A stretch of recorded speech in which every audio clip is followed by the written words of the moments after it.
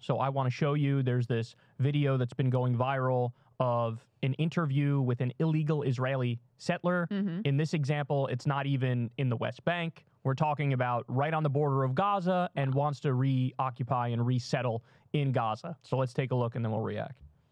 The idea of you coming from America to here, settling in potentially in Gaza, kicking Palestinians out, a lot of people would see that as settler colonialism.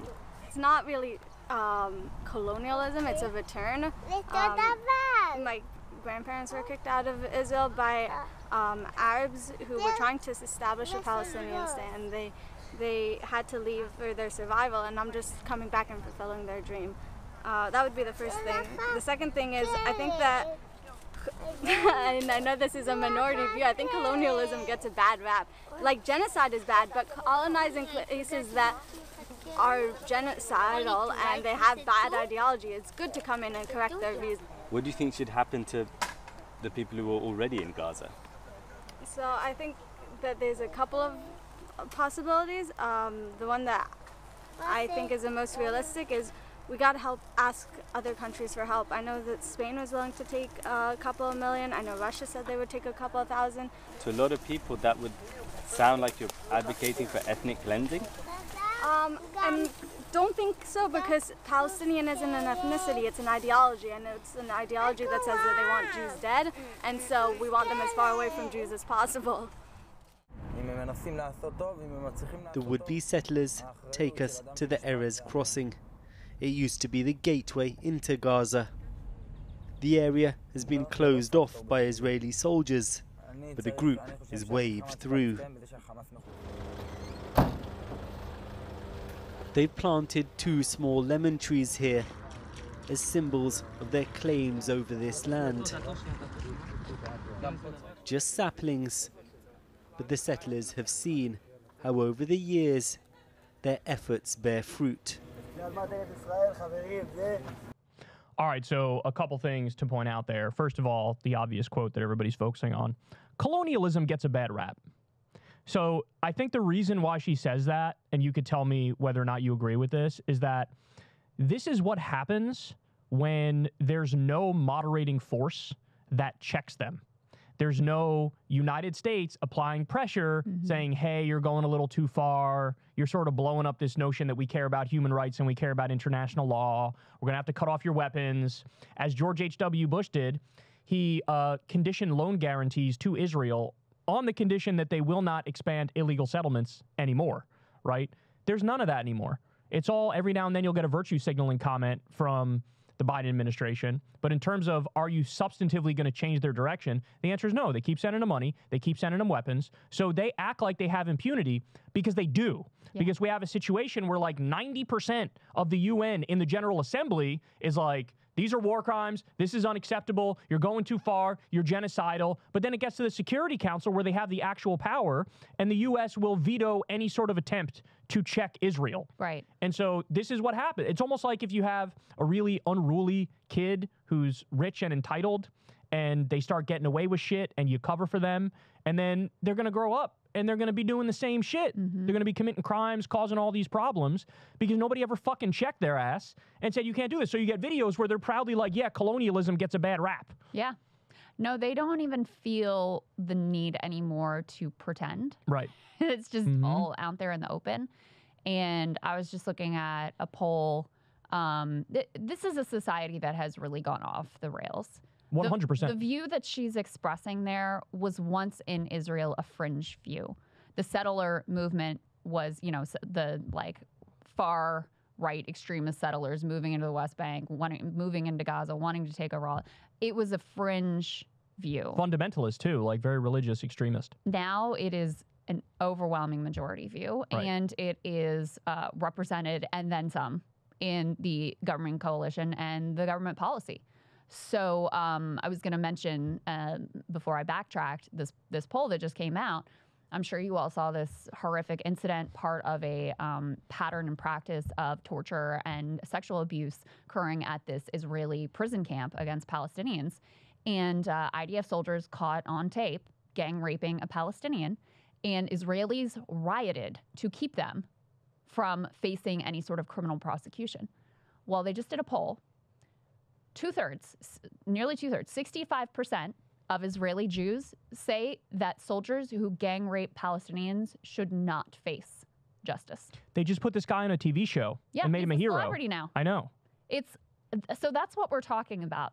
And, you know, many leading Israeli figures predicted that you could not sustain a democratic, like small d, democratic society in the face of long-term occupation and apartheid. This is the inevitable endpoint. This terrorist Nazi ideology that has taken hold with a majority of Israeli Jews at this point. That ideology was the logical endpoint of a long-term occupation apartheid state. And so here we are. And to your point, Kyle, like the enabling of, not just enabling, I mean, the actively encouraging, supporting, funding, arming, providing diplomatic cover by the United States and especially by the Biden administration here. Like, these are the people who you're supporting. You're supporting literal terrorists like Ben-Gvir and Smotrich in the administration. I mean, the entire government is a terrorist government, judging by the genocide they're perpetrating in Gaza. This is what you're supporting. And so it's important to hear them in their own words, because at this point, they don't feel any need or reason to hide, because why would they? There's been no consequence for any of this. So the IDF is working with these people. The IDF let the extreme illegal settlers through the gate into Gaza to claim land for themselves. Now, remember, we were yelled at the beginning because I said their plan is to resettle Gaza. Right. And I'm like, no, there's no evidence of that. That's not going to happen. You don't know what you're talking about. Right, that's right. Now, as we speak, Israel has already invaded the West Bank to turn it into another Gaza. And you already have the settlers, with the blessing of the IDF, going into Gaza and starting to settle the land. And there's conferences where they talk about resettling Gaza, and Ben-Gvir and Smotrich go to those conferences and they yuck it up and they have fun. So this is what we're looking at now. I also like when she says Palestinian isn't an ethnicity, it's an ideology that wants Jews dead. Like, this is part of the thing. Being in a fascist bubble, this is what happens. You have your national mythology that you cling to, which is a religion of its own.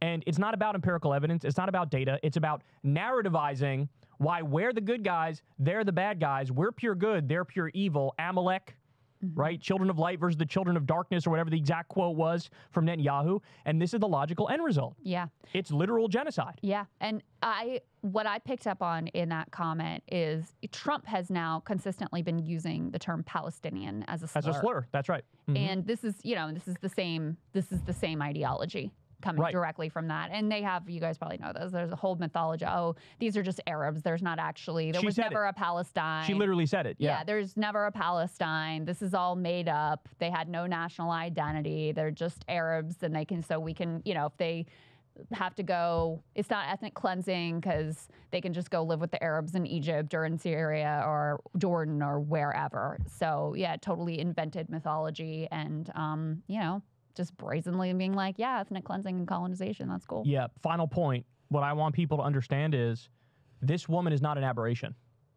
This woman is right smack dab in the middle, in the mainstream of the illegal settler community, and that's a problem. In a world that made sense, every single illegal Israeli settler would be locked up. Yeah. These are criminals. These are criminals. They're stealing giant swaths of land that aren't their own, and they're pro-ethnic cleansing and pro-genocide to say this is all our land because of some fucking biblical claim that goes back thousands of years. Fuck off. Fuck off with that. Arrest every single one of them. But again, that's only in a world that made sense, and this world doesn't make sense. Well, that's the other thing, is it's not just that they're in the mainstream of settlers. This is Israeli government policy. Sure.